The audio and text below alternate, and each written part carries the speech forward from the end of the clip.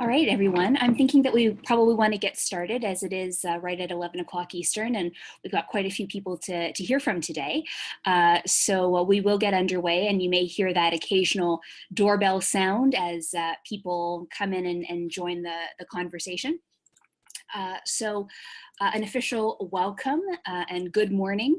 My name is Jessica Fern, and I am the Manager of Global Health Impact at the Canadian Partnership for Women and Children's Health, or CanWaCH. Many of you on the call today are members of CanWaCH or know of us, but just in case you're learning about us for the first time, CanWaCH is a membership-based organization comprised of civil society, research and academic, healthcare professionals, and others from across Canada, as well as our global associate partners who are working to address global health and gender equality issues both in Canada and around the world.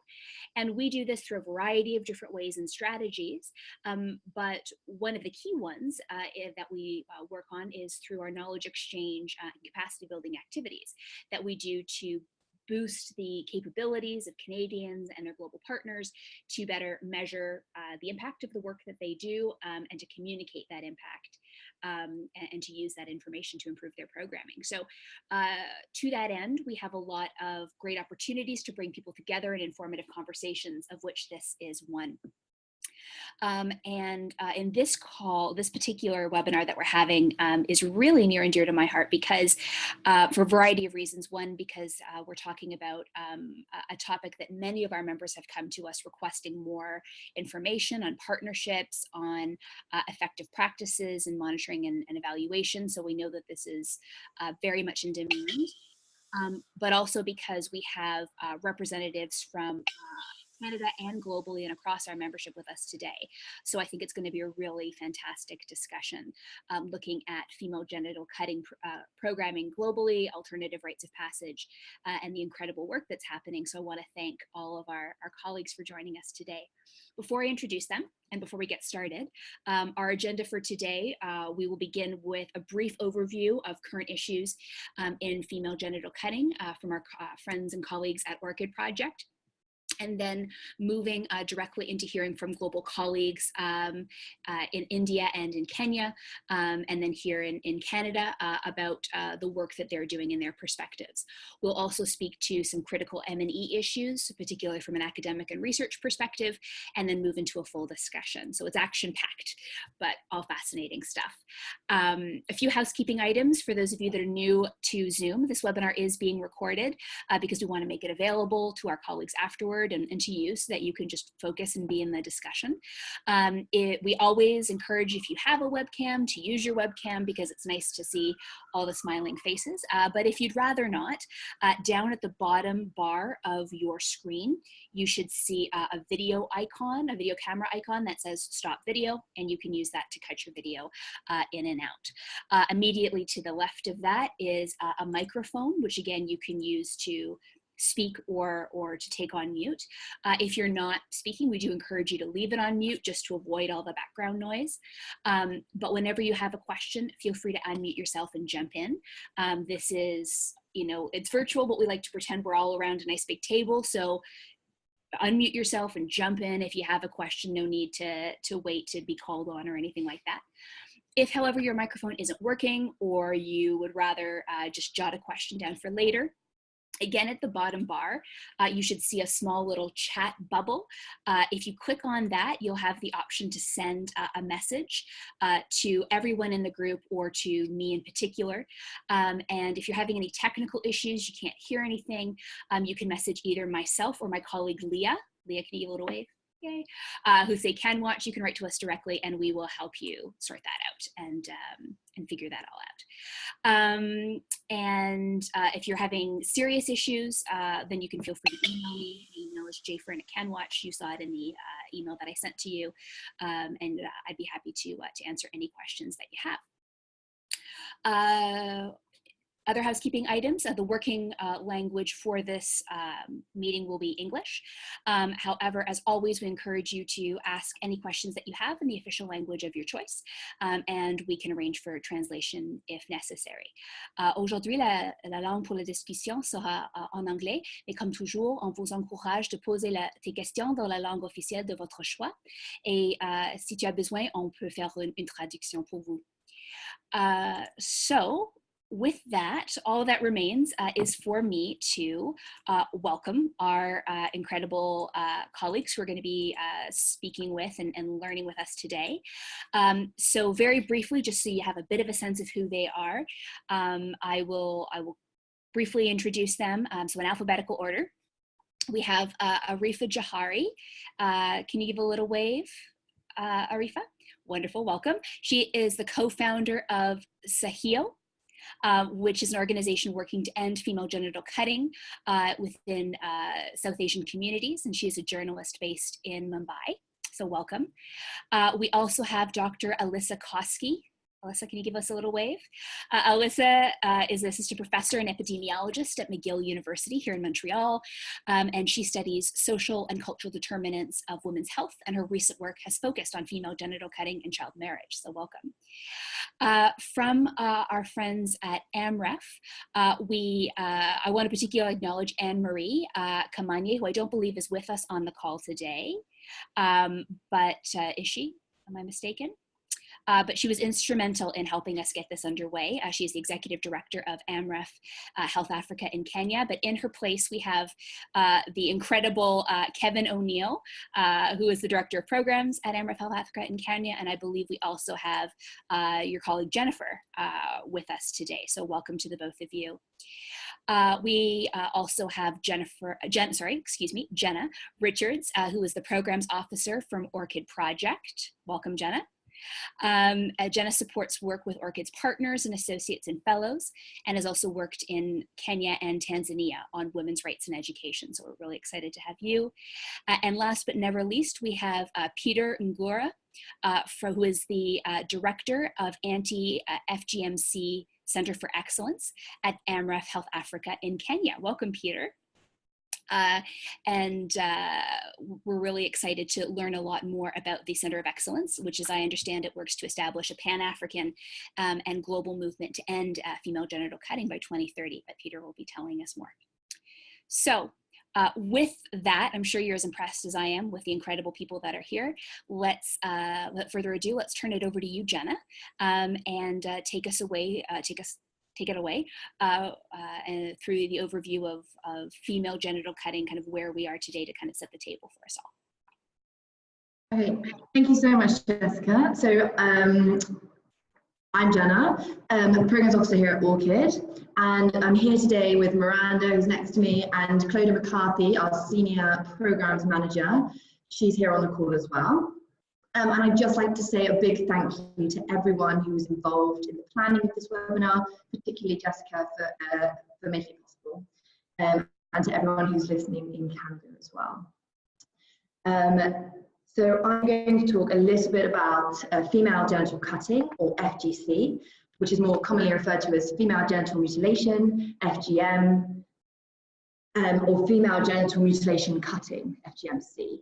Here at Orchid, we refer to the practice as FGC, as it removes any bias or judgment, merely calling it what it is. It's also the term most culturally relevant, and it translates easily to other languages. And it's often requested by those we work with in practicing communities. I'll also briefly touch on where FGC happens, the impacts, why it happens, and how it can end.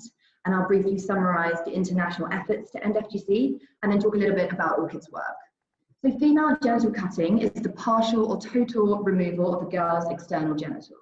There are different variations of FGC, and the World Health Organization categorizes the practice into 4 types, starting from a snip or prick of the clitoris, complete removal of the clitoris, the labia minora, labia majora, and then sewing the wound closed, leaving a hole the size of a matchstick head. FGC has no health benefits, and it's not religiously mandated. In fact, it predates all organized religion. Over 200 million women and girls are affected by FGC, and 3.9 million girls are at risk in the next 12 months. And considering population growth in practicing countries, this number could rise to 4.6 million by 2030. The majority of these girls are cut by traditional cutters, although medicalization is on the rise globally. 26% of all cutting is now carried out in a medical setting by healthcare professionals. And the majority of these girls are cut before their 5th birthdays, although cutting can happen when girls are 15, 16, 17 years old. FGC happens in over 45 countries worldwide, across Africa, the Middle East, and Asia. So you can see on the map here that the highlighted countries are where FGC happens.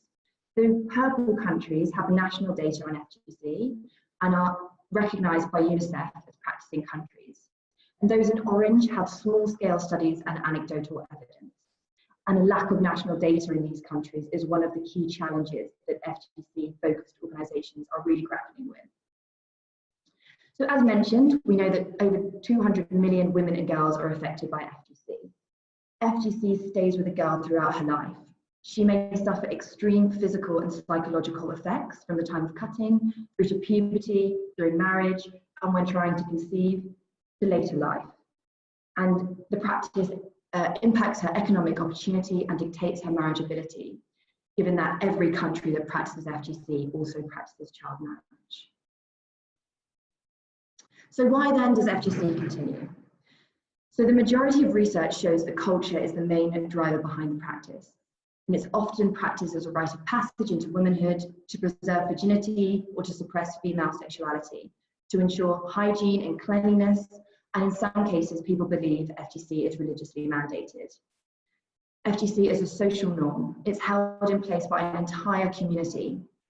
So if I choose to cut my daughter, I do it because I think that all of you are going to cut your daughters too. You expect me to do it and won't accept me or my daughter if I don't cut her. Even if I have internal worries about my daughter's health and her well-being, our social inclusion in the community is prioritised due to the threat of negative social sanctions that will occur if I go against the norm alone. In most communities, FGC is not talked about. It's a taboo subject, and so this cycle prevails. It's a tradition passed down through generations, done without question. And in order to end the practice, it's essential to talk about FGC and identify the effects it's having on the individual and the community. When the whole community comes together to engage in non-judgmental open dialogue about FGC, people's attitudes and their behaviours start to change, and the social norm can shift, leading to total abandonment of the practice. So UNICEF's 6 elements of abandonment are an effective framework leading to social norm change, starting with community understanding of human rights. And in this space, FGC is often raised by the community as an issue that affects women and girls. Discussions continue through non-judgmental open dialogue, creating safe spaces for women and men to share their experiences and learn from each other about the impacts of the practice. Once the whole community have engaged in this dialogue, they can come to the collective choice to stop cutting, which needs to be shared in a culturally appropriate way so that others see that change is happening around them, ensuring accountability. The change can then be shared through social networks, reaching intermarrying communities, encouraging them to start their own dialogues. This process is supported by an enabling environment that shares positive stories of change. Religious, medical, and educational institutions support an end to FGC, and legal systems are implemented effectively. FGC directly contravenes many human rights and child rights frameworks. Recent international efforts to end the practice are strengthening the movement to end FGC. So in 2008, UNICEF and UNFPA implemented the UN Joan Programme to end FGC, working in 17 African countries. And this is ongoing. And 2014 saw the most recent UN General Assembly resolution to end FGC worldwide. And FGC has a specific target and indicator under the Sustainable Development Goal 5 for gender equality. Canada too is starting to play a key role in ending the practice, which started with the June 2017 Feminist International Assistance Policy that prioritised SRHR, mentioning FGC for the first time. And next week, under Canadian leadership, the upcoming G7 Development Ministers meeting will focus on adolescent girls' empowerment and education, including a specific call for the recognition of FGC. So briefly on Orchid Project. Orchid works to achieve total abandonment of all types of cutting through advocating at international levels to ensure key stakeholders prioritise and resource an end to FGC. Through our sharing work, we convene grassroots organisations at knowledge sharing workshops to share best practice and solutions to ending FGC. And we partner with local organisations in practicing countries that deliver sustainable and effective change. We partner with SafeMart, a grassroots organisation based in Loiter Hill, Kenya, working with the Maasai to achieve total abandonment of FGC. SafeMart work with local Moran, who are young male Maasai warriors, who use performance and song to share information and initiate dialogue on FGC and human rights. SafeMart also support an alternative rite of passage, an ARP, that was developed by local traditional birth attendants who wanted to maintain their culture but remove the harmful practice. And to date, over 30% of girls in Loiter have gone through the ARP. Tostan is our partner based in Senegal, and Tostan engages the community in open dialogue about human rights and FGC, which leads to communities collectively deciding to end the practice. And over 8,000 communities have ended the practice through Tostan's work across Africa. And here you can see communities publicly declaring that they've chosen not to cut their future daughters. We also develop a body of research to evidence change. And most recently, we've been working with our Kenyan partners to conduct a community-led baseline research project using online data collection tools, surveying knowledge, attitudes, and practice on FGC in Kuria, Loiter, and Narok in southern Kenya. The final report will be available on our website in the next couple of months. So we're also very excited to have with us Amref from Sayo, our partner working in India on the call. And so I'd like to hand over to her now to touch upon Sayo's work. Thank you. Thank you, Jenna. And thank you so much, CanWaCH, for this platform. It's really great to be able to speak to everybody. I'm going to start sharing my screen so I can tell all of you about Sayo, which is the organization I work with. So I am a co-founder, one of the 5 co-founders of Sayo, which is about a 2-3-year-old organization that is transnational. So some of us are in India, one of our co-founders is in the US, and the communities that we work with are basically the Dawoodi Borah community and its diaspora communities all over the world and other Asian communities. So Sayo's mission, Sayo actually means female friendship and female friends. And our mission is to be able to help communities abandon the practice of FGC through community engagement and raising awareness, education in a friendly manner. And we have, just to tell you a little bit about the Borah community that we work with, Dawoodi Borahs basically are a rather exclusive sect of Shia Muslims originating in India, in Western India, but who are now spread out all over the world. And you might all be familiar with the recent case in the US where 2 doctors and several other people from the Borah community were arrested in Michigan for practicing female genital cutting on minors. So that's the community that I come from, that most of my co-founders come from, and where we're trying to bring about change. And people didn't really know that this was happening in the Borah community for centuries. It was literally not talked about at all till very recently. And we are probably one of the very few communities in India that actually practice this. Otherwise, most other Muslims in India do not practice it, nor do any of the other communities. And one of the challenges of working with the Borah community is that it has one leader and everybody listens to the one leader. So there's a lot of fear of social boycott, so a lot of people do not speak out about this practice out of the fear of being boycotted. Nonetheless, we have, Sayo did research, the first ever study on the Borah community. We did an online survey of around 400 Borah women and found that 80% of them had undergone female genital cutting. A majority of them did not even know what part of their body was cut.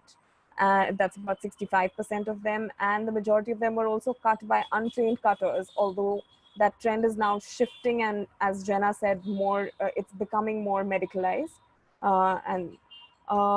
But the silver lining of our study was that 81% of the respondents who answered our online survey actually wanted the practice to end. One of the challenges currently is that our community heads, as is being seen in the case in Michigan, there is a lobby within the community that is defending the practice on the grounds of religious freedom and claiming that it is about, this practice is not really FGM or FGC. This is a practice that they refer to as khatna or cuffs, and they're saying it's completely analogous to male circumcision, and WHO is wrong in thinking of it as FGM. So that's one of the challenges we're facing. But it's not just the Borah community, and it's not just in India that this practice has been relatively, this practice has been going on unnoticed for years. The global focus on anti-FGC activities has been on Africa for several decades, but what most of the world is only recently getting to know is that FGC is prevalent in several Asian countries, which, as you can see on the slide, there's India, Pakistan, Sri Lanka, Malaysia, Singapore, the Maldives, Thailand, a lot of places, even the state of Dagestan in Russia. So all of this is only coming out now, and we need a lot more research on this, on FGC in Asia, the kind that is practiced, the kind of the attitudes of the communities, and the ways in which this can be tackled. What I can focus now on is three sort of elements to tackling FGC that we have found successful in our work at Sayo. Number one, of course, is having a sensitive approach. This sensitivity is something that has to apply to all aspects of one's work in ending FGC. So that involves not being confrontational, not being antagonistic towards the community, not being judgmental towards those who practice it, because it's important, first and foremost, to recognize that FGC is a social norm. The parents and communities who practice it don't really have any malicious intention to harm their daughters. They're doing it because it's this deeply ingrained ancient practice that just has to be done for a variety of reasons that Jenna listed. And they believe that they need to do that in order to be good members of the community. So in order to change that perspective, one has to engage with the community on a friendly basis. You cannot attack them and kind of tell them and be judgmental towards them and expect them to listen to you at the same time. That's why it helps us that we're always coming from the community, but even if we don't come from the community, it is possible to have that sensitive approach. And we have tried that through our campaigns, such as Each One Reach One, where we encourage everyone to have just a conversation about FGC with one other person from the community and just make it, and we provide people with tips on how to have effective conversations that are not non-judgmental, that are open, that allow people to just share without fear. And sensitivity also has to seep into the kind of language that you use in your activism. So what is the terminology you choose to use? Communities tend to prefer not using the word mutilation, which is why we choose to use either cutting or just use the local term, which is khavz or khatna, that the community wants, because mutilation is this, really heavy value judgment term. Similarly, we encourage the media, and we have media workshops to encourage the media not to use words like barbaric and gruesome and tribal, because again, that puts the community on the defensive and they feel like they're being attacked. Similarly, in terms of the visuals that are used to depict it, we try to avoid using visuals that involve blood and blades and the cliche things that not only trigger survivors' memories, but also make communities feel like they're being criminalized. The other, the second aspect to our work is storytelling, which is actually one of the pillars of Sayo's work. We see storytelling as a means of allowing the community members to really share their personal experiences, break the silence on this topic, and be able to talk.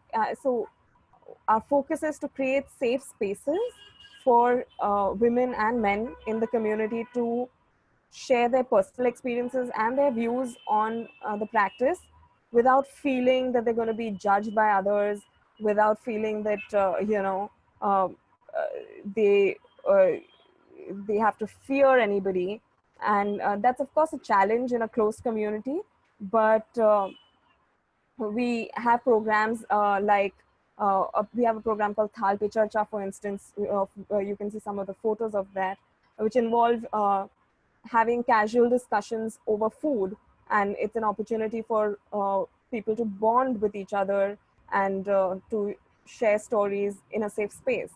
And the reason storytelling is important is because it can be cathartic for survivors to finally be able to share their deepest experiences, and then that empowers them to be able to talk about it at a more public level. It also ends up inspiring other community members to start speaking out and breaking the silence, and it then inspires community members and parents to realize that, okay, maybe there is, not cutting their children is an option. And that has led to a lot of people actually choosing not to cut their children. And we have seen this at our events like the Thal Pe Charcha event, where it's grown over the past 1 year. We've had more and more people come and attend these events. And we're seeing more parents approach us every now and then telling us that, they have decided not to cut their daughters anymore. And women have shared stories about regret at having cut their daughters and yet feeling supported that, that's in the past and now they can look forward towards change. So storytelling is really a very key aspect of helping communities to abandon the practice. And finally, it's also important to have a multi-pronged approach. So FGC is just not, it's not one thing. It's a social norm at the heart of it. But when one tries to approach the community about ending the practice, you have to realize that it's not effective to reduce the practice to a matter of just human rights, or just consent, or just a violation of medical ethics, or just about religion, or just a criminal act. It's a bit of everything, and it basically, reducing it to any one aspect just allows the community to feel like they're being misinterpreted. Whereas if you have a multi-pronged approach and recognize the complexities and nuances of the practice, there's a lot more to talk about with community members as well. And you get to really acknowledge that this practice is far more complex, even for the community members trying to abandon it. Yeah, these are the main aspects I wanted to talk about. And Sayo has a whole range of resources available on our website. I've just listed a few here. We have resources available for the public, which are on the website, which is sayo.com. And we also have resources available specifically for activists, which we've not put up on public platforms. But if any of you wish to, access any of that, I'll be happy to email it to all of you. That's wonderful. Thank you so much for that kind offer. I'm actually just posting in the chat right now a link to CanWaCH's website, where we've put a few resources related to FGC that were shared, and we'll add to that. So we'll be sure to link back to your website for everybody here on the call to be able to find that. And Miranda, thank you very much for posting Brian's website there, so you can go directly and follow up on that. So I would really like actually to turn to Peter now and hear a little bit more from the Amref side of things, what you've seen and maybe how that aligns or compares with what we've just heard from Arif. Can I turn it over to you, Peter and Kevin? Yeah. So if you want to share your screen, it's just the blue, the green icon at the bottom. Okay. Just a moment.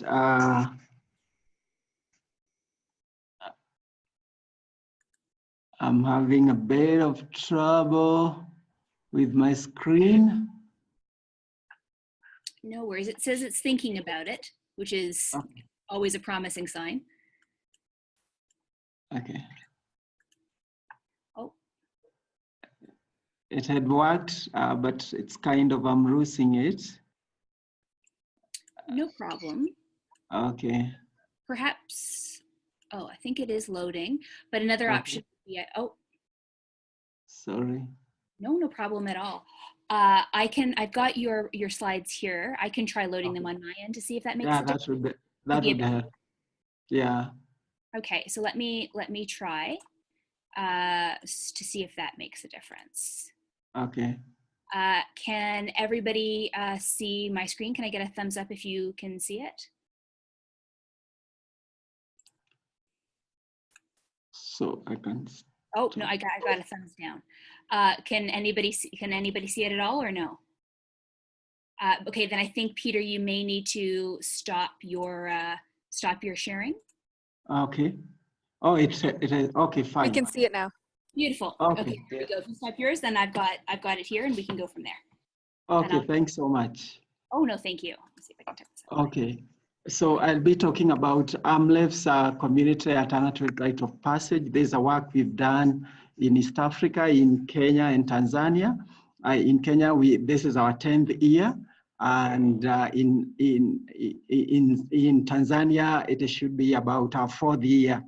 So we have been working among the Samburu and Maasai communities, and we have actually been partnering with them so that they can take leadership and ownership in abandoning the FGMC.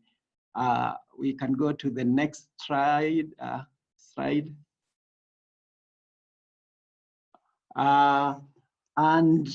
What we have learned is that communities are actually able to take leadership and ownership and actually move their communities towards abandonment in faster ways than even implementers can. So for Amref, we have leveraged on the trust we have with the communities, where we have implemented for over 60 years on health programming, and we have the shared trust. So we have been able to talk about this very sensitive subject on FGM and also child marriage. And our goal is actually to build community led partnerships and movement that own and lead on FGMC abandonment and child marriage. And as I've said, we've realized that communities have the power and actually are the power to generate solutions to the problems that they face. And we have learned that we need to learn and unlearn as implementers and also as communities. We need as implementers to give communities the confidence to take up leadership and move on and into even reading us and teaching us on how best this should be done. We can go to the next slide.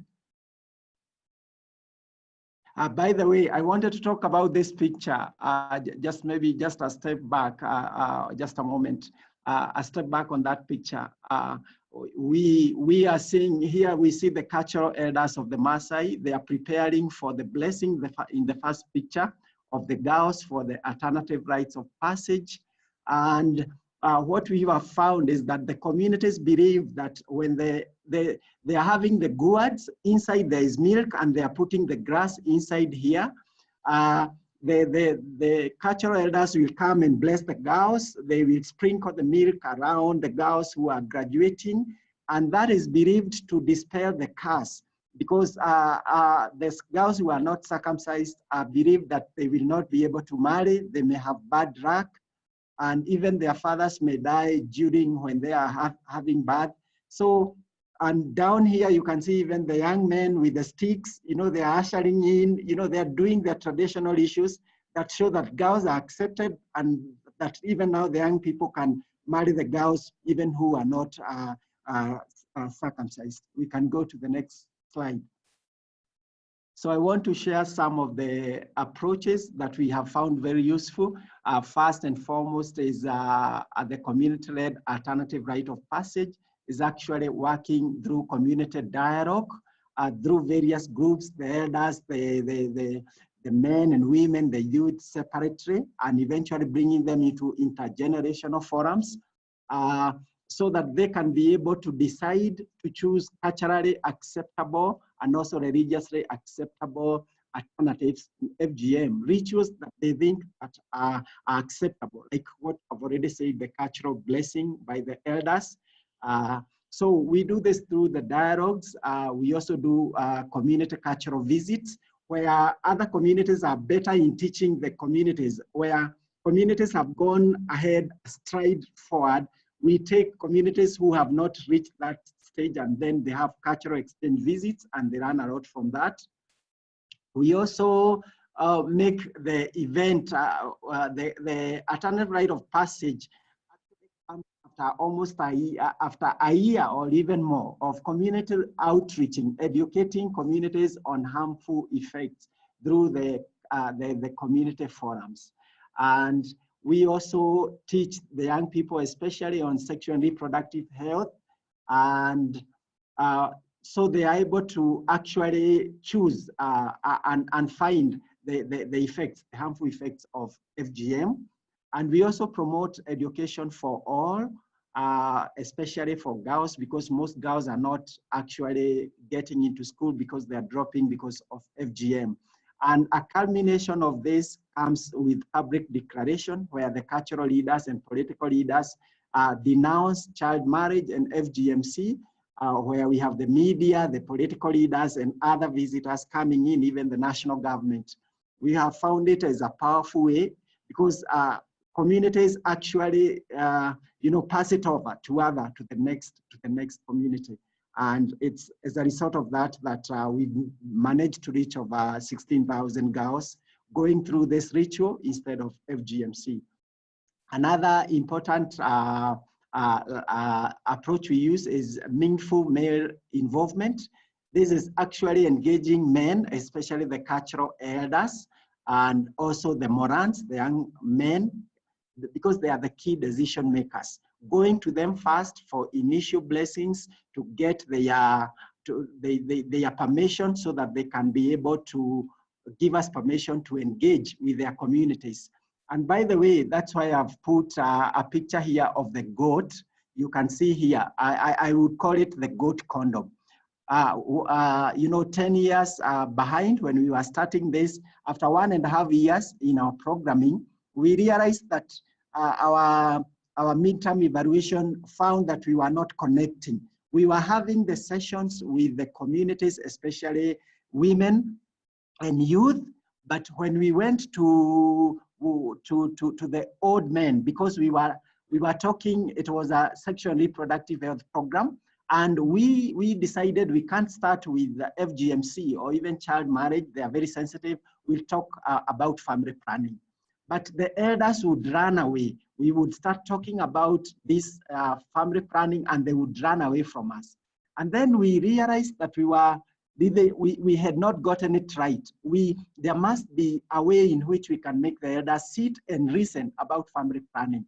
So we went into research and found actually this, because we say there must be a way in which they practice family planning, but we don't understand for now. We found the goat condom among the Maasai, and we realized that during the dry season, they put the sheath on the goat, on the he-goat, so that it cannot fertilize the she-goat, and so that the she-goats and the kids cannot die. So we just took the photo of that and came and, we made the training materials for discussions using that. And we would sit with the community leaders now. They started listening to us because we didn't talk about women doing family planning. Now we talk about the goat, why they are doing it.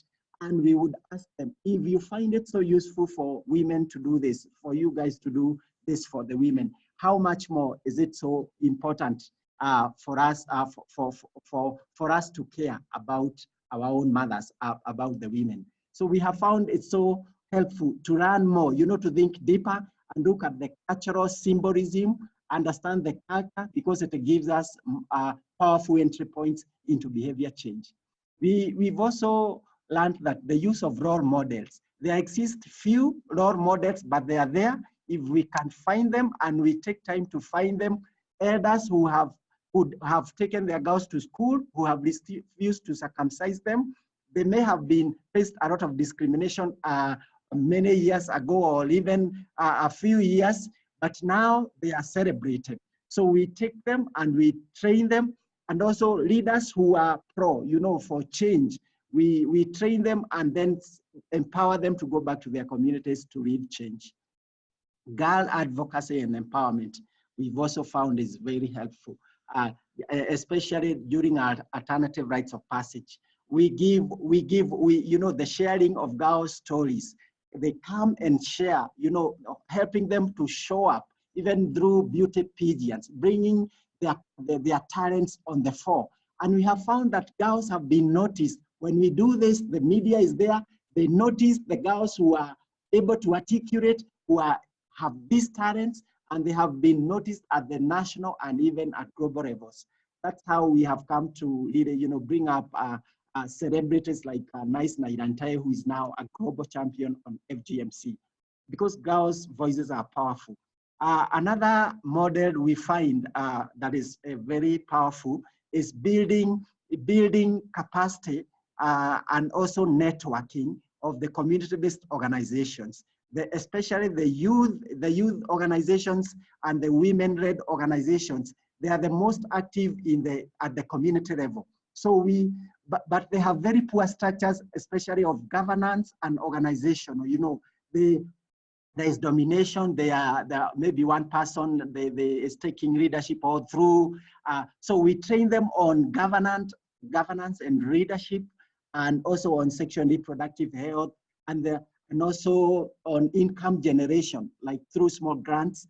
And we have found that when we build the capacities of these people, the movement builds up, because they are able to reach more organizations and they have the capacity. And lastly is on advocacy. We have found advocacy also very powerful. We have advocated with the cultural leaders, regional or cultural elders of the Maasai, and they were writing their constitution, cultural constitution, and they were able to actually legislate against child marriage and FGMC. Also at the county level in Tanzania and Kenya, we have worked with county governments so that they are able to adopt the national act, because most communities say the national law, anti-FGM law is not for us. We did not participate in passing the law. But now when we bring it at the regional levels and the governments adopt that, the people are involved and there is greater ownership. And at the national government, we've been able to work together with UNICEF and UNFPA and advocated with the government so that they have been able to accept to integrate anti-FGMC content within the new curriculum for the Kenya government, the Kenya secondary schools and primary schools. So these are some of the ways that we have found have worked very well with us. We can go to the next slide.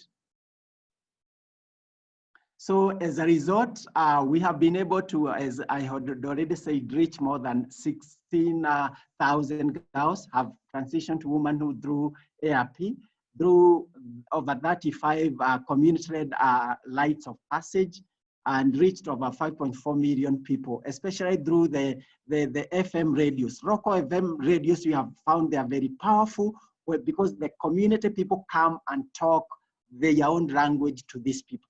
We can go to the next slide.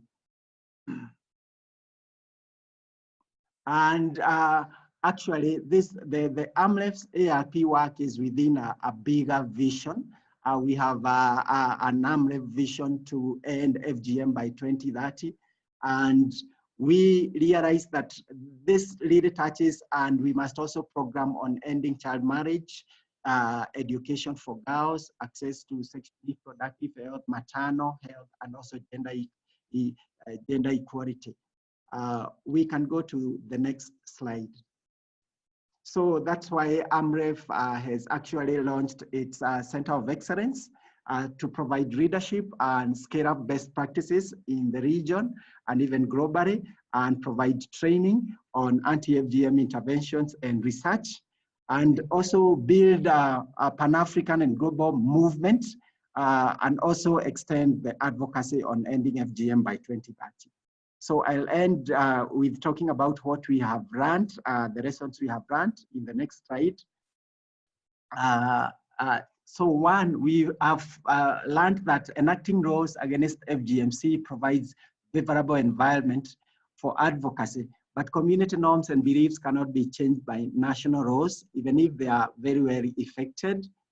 Sustainable norm change happens when communities take ownership and leadership, because this is the real key. Community partnerships are the key to success. When they are taking lead, when they're in control, when they have the confidence that they really need the change and they are at the forefront. And we've also learned that socio-cultural change to safe and culturally acceptable alternatives avoids conflict in communities, limits clandestine FGMC, which is much more unsafe, reduces medicalization of FGMC, and also retains girls in schools. We've also learned that there is more to FGMC beyond the cut. There is child marriage, education and girl empowerment, gender equity, SRHR, and this needs to be, just like the speakers who have gone before me, it needs to go as a package. And finally, empowering girls to share their stories and advocate is impactful, because the world listens to girls, and girls have power, and their stories touch the world, you know, they bring power, and they also inspire a lot of more girls and women and fathers. So it's a world changer to really empower the girls and give them platforms to share their voices and their stories. Thank you very much. Beautiful. What a wonderful point to end on there. And I'm struck both by your remarks and by Arifa's, by just how much of your works are grounded in the local context and quite specific to those contexts, which will not be a surprise to anyone here. And so the question that raises in my mind is, how do we then look to measure and understand and draw conclusions across different projects, or is that the goal? I'd like to bring Alyssa now into this conversation. I know that we're tight on time, and I could listen to each of you for a full hour. But Alyssa, with your knowledge of monitoring and evaluation systems, could you share a bit of that perspective with us all? Sure. Thanks, Jessica, for inviting me to participate today. It's been very interesting to hear everyone's experiences thus far. I was asked to comment very broadly on monitoring and evaluation of programs on female genital cutting. And as anyone who's worked on this topic knows, this is a very challenging issue to study for a number of reasons. And that's why thoughtful and really very carefully designed evaluation of various programs is paramount in order for us to learn from a quantitative evidence type perspective what types of evaluations are really the most effective and where should we be focusing our energies. To date, based on what's published in the academic literature and in literature from many NGOs who study this, the vast majority of programs that have been evaluated have examined the effectiveness of their interventions on attitudes towards female genital cutting. So most often, this takes the form of asking community members some type of form of the question about, do you support FGC? Would you want it to continue in the future? Do you intend to have your daughters cut? Things like this. And often these are done in the context of what we would call, from a research perspective, a pre-post study design. So before an intervention is fielded, community members are asked these types of questions. Then the program is run. And then afterwards, those same people are asked the same questions. And if a difference is seen after the program in terms of people's attitudes, that's attributed to the difference that the program made. And there are a number of important limitations to this type of approach that I think are important to recognize in terms of best practices. The first of which is that the type of evidence generated by asking questions on attitudes is somewhat prone to biases because community members might feel compelled to respond with the types of things that researchers or that program leaders want to hear. So for example, if you approach a community with an educational intervention that highlights the health risks or the human rights violations associated with female genital cutting, and then afterwards you ask them if they continue to support it, it's quite clear what they may think that the investigator wants to hear. So when we measure things about attitudes towards female genital cutting, one of the big concerns that we have is how much does this reflect actual changes in people's beliefs and attitudes, and how much does it reflect what people are thinking that we want to hear. The second important limitation of measuring your programs based on attitudes is that it's really not clear how much changes in attitudes translates into actual changes in cutting for the same reasons. Communities, when we measure the prevalence of female genital cutting on a national level, for example, in some countries, this has been really resistant to change over many, many decades. So even though people may make commitments to doing it publicly, whether or not they actually stop doing it is a second question. And this is really why the gold standard in terms of measuring effectiveness of interventions is to measure actual changes in the number of girls who undergo female genital cutting. And the United Nations metrics really reflect this. So I think Orchid Project already highlighted that when the UN measures progress towards meeting the Sustainable Development Goals, the way they're measuring that is by looking at the proportion of girls and women between the ages of 15 and 49 who have actually undergone female genital cutting. But of course, there are also very important challenges to consider if you're going to use this kind of outcome instead of attitudes. The first is that for organizations that may be funded based on grants that have a specific timeline in place, measuring this kind of outcome requires a longer timeline, right? For example, if you speak to a group of parents of young children and encourage them to abandon female genital cutting, you may have to wait until their daughter attains puberty to know whether or not they actually had her cut or did not have her cut. The second is that it still really relies on people's reporting of what happened. So actually observing what the extent of cutting or whether or not girls have been cut is very rarely possible for ethical reasons. I was asked to comment in some of the questions that people submitted prior to the webinar about a few pragmatic issues to consider for those who may be interested in monitoring and evaluation of these types of programs. I think every group thus far has touched on language, so I won't go into that any further to reiterate that the importance of using appropriate language around this issue. It's, in my opinion, and in many others, the use of the term mutilation is unfortunate. Many communities react poorly to that kind of language, understandably so. It's a very value-laden term, particularly in high prevalence settings. The second is that female genital cutting is against the law in many countries, particularly in sub-Saharan Africa. And the implementation of these laws is thought to be quite lacking.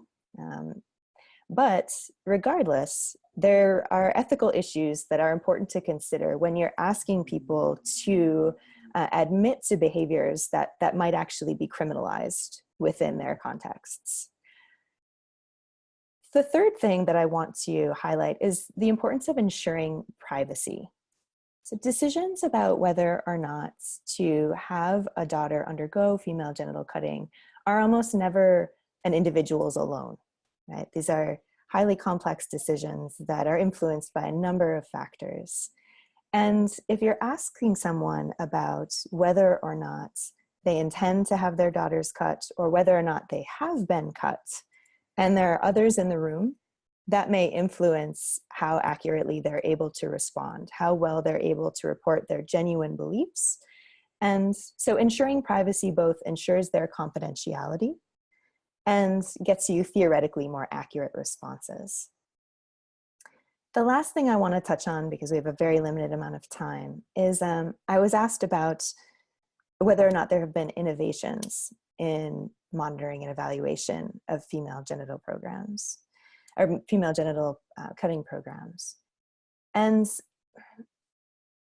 the thing that I have seen in my own research and what I feel like is an evolving theme within this area is that a high prevalence, especially in certain countries that have a very high national level prevalence of female genital cutting, this is associated with a very high level of belief that it is a religious practice.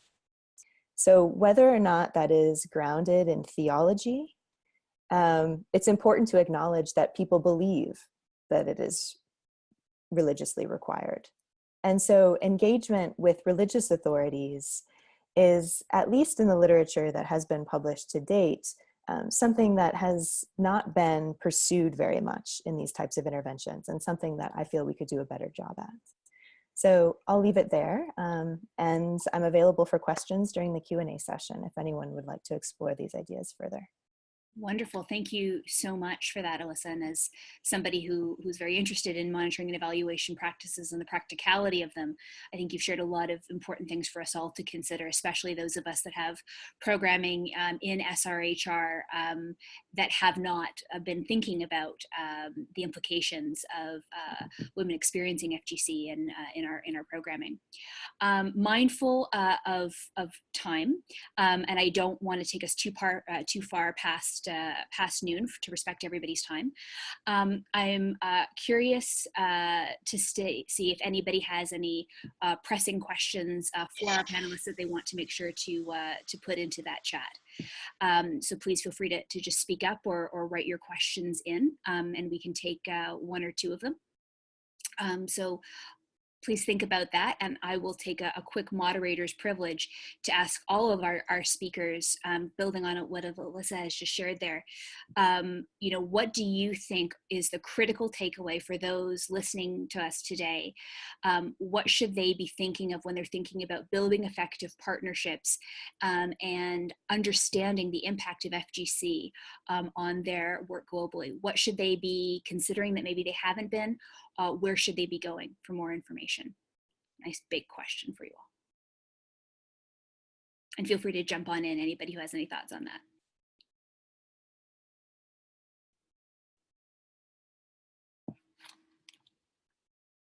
I have some thoughts now that everyone is quiet. Joachim here from Kenya, working with Peter.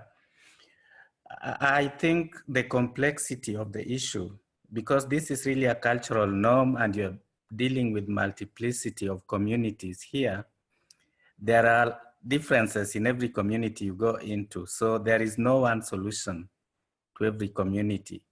And so they need to work very closely with the community to find solutions, for me, is the most important. But also the dynamism, the dynamic nature of this whole subject. I think everyone now knows that it's getting globalized. There is what we call FGM tourism, or FGC tourism, where you know, people are moving their children to places where they think the laws are less strict, and they're having FGM there. And there is cross-border movement in Africa and other places, just to go and have it and come back to your country. So there are many dynamics coming up, and medicalization is really a result of people trying to find escape ways to the law. And what we've seen in Kenya recently, people even going to court and asking that adult women can make their decisions and they should be allowed to have the right to undergo FGC. And we know this is hiding behind the law to say that, you know, this thing needs to continue. So other than the complexity in communities, it is very dynamic, it is evolving, and our programs have to also evolve to respond to the new challenges. That's what I would say. Thank you very much for that. Any other comments or questions from those on the line? Maybe I would comment and say, to me, I would say it is what we have found, for instance, for the first 4 years of our work, we were reaching about 500 to 1,000 girls. But now through enhancing the capacity of grassroots communities and networking them, supporting them to network, we find that over 3,000 girls are reached, even independently out there without our support to go through alternative rite of passage. So I would say it's important to consider building the capacity of grassroots organizations and really bringing them together, and you know, helping them to understand better how to organize leadership, because leadership is key, and gender equity. Then you bring in SRHR and advocacy, because these are the communities that will remain, whether a project ends or not, they are there. So when they have the capacity, and also they're supported in terms of becoming sustainable in income generation, they make the movement grow. They keep on, even when the funding goes on and maybe we are not able to reach out there. And so I really think they are key. Strengthening them, working with them, believing in them is so key. Thank you very much. Hi, just jumping in from Orchid Project. I mean, I have to agree with what everyone's saying. I think it's really important, picking up from what Amref was saying, to have this multi-pronged approach, thinking about FGC as a holistic issue with so many others.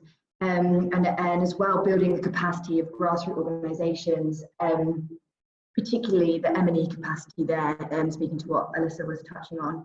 And also, as you've just said, Peter, building these networks, particularly across borders.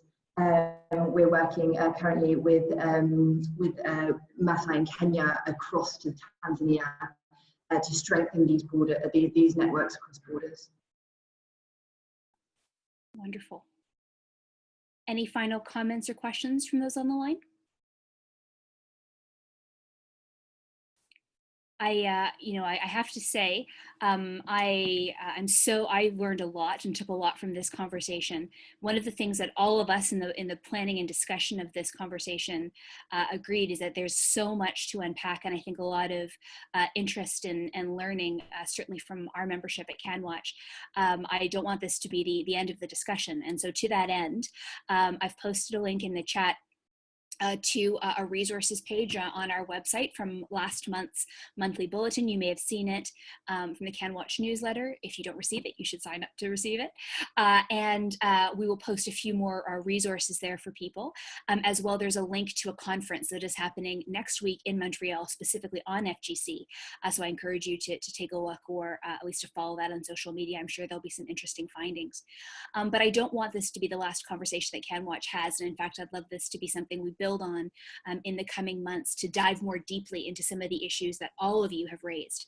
So for those of you that are on the call, or for those of you that are listening to this after the fact, when questions have come to your mind that we didn't get to, or that weren't addressed, or that you want to delve more deeply into, please email me at jfern@canwatch.ca and let me know what those questions are. And we would love to put together kind of for the next phase of this conversation, a more in-depth discussion on these topics. And we will most likely lean on our incredible speakers that were here today to continue to share their expertise. And likewise for all of them. If there's other things that we didn't get into in this conversation that you think need to be raised, please let me know, and we will make that part of phase 2. Very finally, I will do a quick plug to let you all know that some of the things that we've been talking about today, especially Alyssa's comments on data and some of the incredible work that organizations like we've heard of are doing in data to understand the impact of their work. We have an opportunity at CanWaCH called the Canadian Collaborative for Global Health. The link is in the chat, and on our website, our call for proposals is open now until the end of June. Please take a look, and if what we're calling for aligns with the work of your organization, we would like to encourage you to consider submitting. And again, you can contact me for more information on that. So thank you to all of you for letting us go a few minutes over for this fantastic conversation. A tremendous thank you to Arifa, Peter, Alyssa, Jenna, Miranda, Kevin. I know you were there also listening, and with lots of enthusiasm, and Quada as well. I want to thank all of you for taking the time to share your thoughts with us, and I wish you all a wonderful rest of your day. Thank you for having us. Yeah, Thank you so much, Jessica. All right, bye. Very much. Bye. Okay. Bye-bye. Bye.